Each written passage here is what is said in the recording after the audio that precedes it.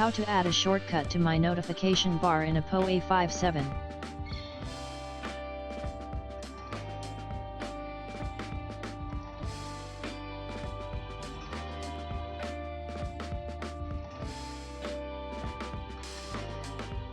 From here select what you need in your control panel.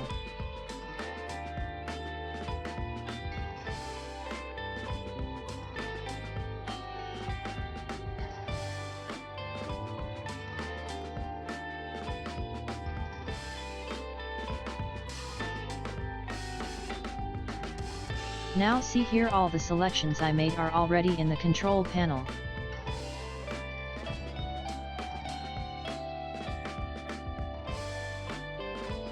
If you also want to add shortcut to control panel like this, then watch my full video.